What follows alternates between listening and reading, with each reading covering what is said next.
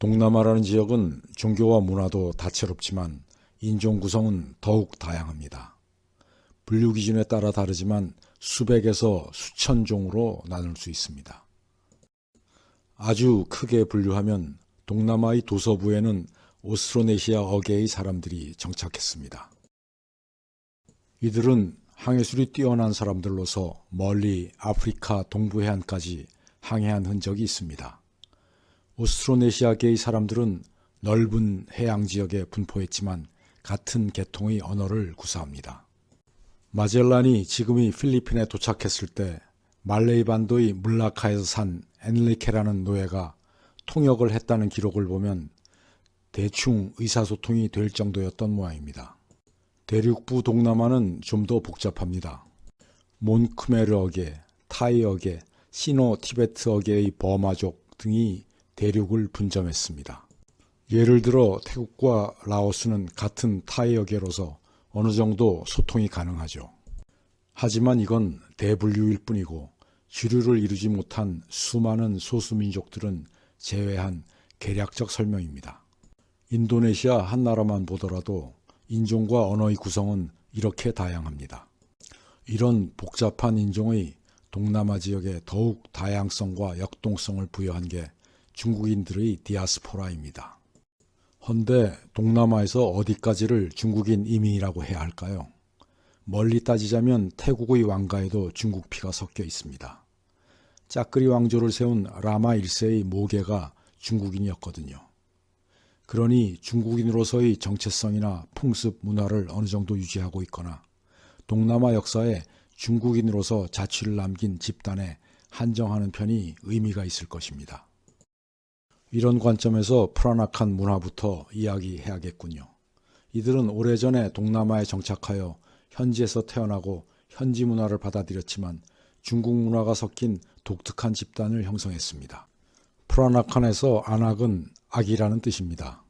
필리핀 가수 프레디 아길라의 안악이라는 노래도 있었잖아요. 중국인이지만 동남아에서 태어나 어릴 때부터 자랐다는 뜻이겠죠. 프라나칸의 역사는 정화 혹은 정허의 대항해까지 거슬러 올라갑니다.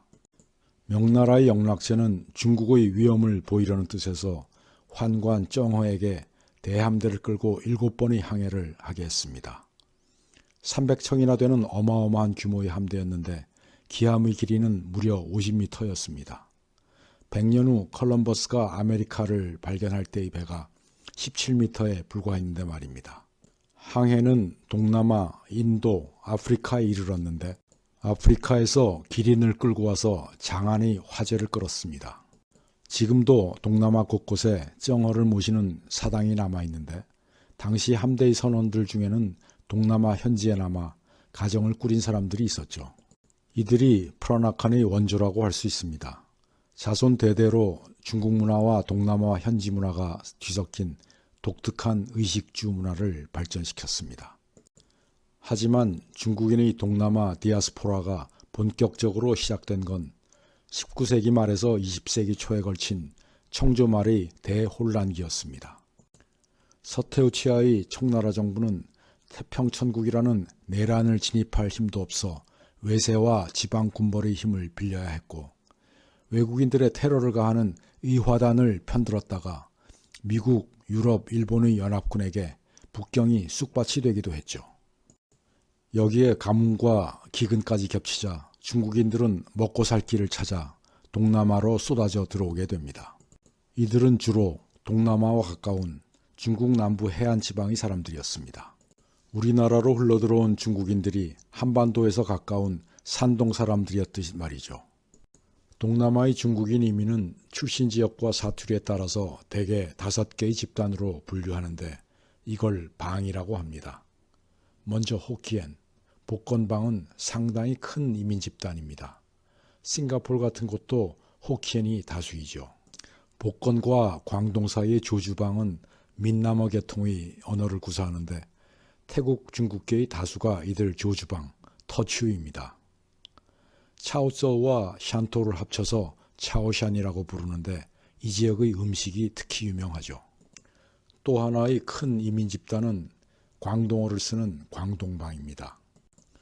해남도 출신인 하이난방은 사실 그렇게 흔하지 않은 것 같습니다.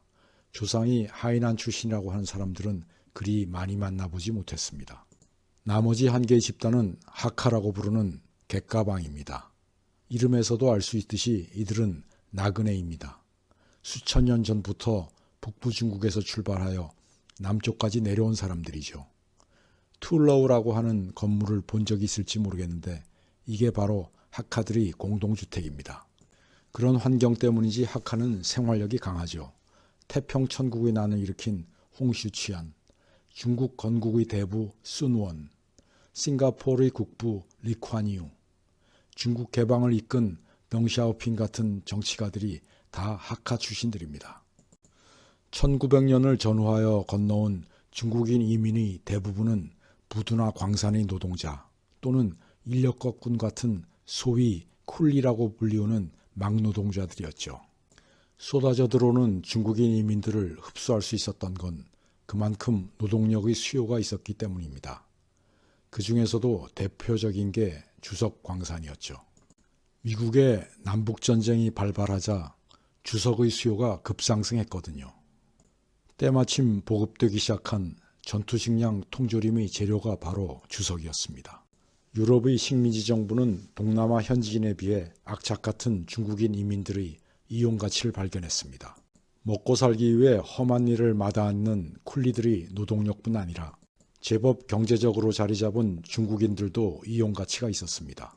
영국인들은 프라나칸을 포함하여 영어도 가능하고 경제적으로 자리 잡은 비교적 상류층 중국인들을 해협 중국인, 그날 벌어 그날 사는 새로 굴러온 노동자들을 이주 중국인으로 분류하였습니다. 써먹을 용도가 달랐거든요. 해협 중국인들에겐 동남아 현지인들로부터 세금을 걷어들이는 텍스팜 같은 일을 맡기거나 커피단 같은 직책을 주어 이들을 통하여 이주 중국인들을 통제하였습니다. 중국인들은 서로 언어가 통하는 같은 방끼리 폭력 조직을 만들어 이권을 다투기도 했습니다. 대표적인 사건이 말레이 반도 주석광산의 이권을 놓고 다툰 라룻 전쟁이었습니다. 영국 총독이 중재에 나서야 했던 대사건이었죠. 하지만 대부분의 중국인들은 부지런히 생업에 열중했죠.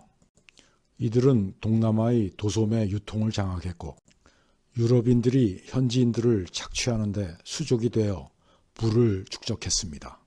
그 결과 유럽인들이 물러간 후 동남아 현지인들로부터 질시와 증오의 대상이 되었습니다. 동남아 정치가들은 중국인들에 대한 증오를 적절히 활용했죠.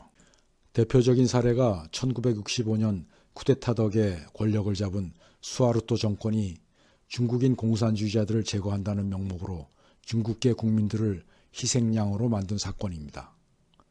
인도네시아에서만 100만 가까운 중국인들이 희생되었죠. 동남아 어느 도시에 가든 만날 수 있는 이런 건물, 샵하우스라고 합니다. 동남아시아 중국인들의 대표적인 유산입니다. 1층은 상점으로 쓰면서 1.5m 폭의 필로티식 보도를 만들어 통행인이 날씨와 관계없이 지나다니게 했죠. 지금은 말레이시아의 수도가 된 쿠알라룸푸르의 샵하우스 대부분이 중국인 커피단 얍 알로이에 의해 건설되었습니다. 중국인 쿨리의 후손들을 이끌고 해협 중국인 집안 출신의 리콴유가 건설한 도시가 싱가포르입니다. 험난한 근대사를 뚫고 끈질기게 살아남은 동남아의 중국인들. 이제는 동남아시아의 떼어놓을 수 없는 한 부분이 되어 있습니다.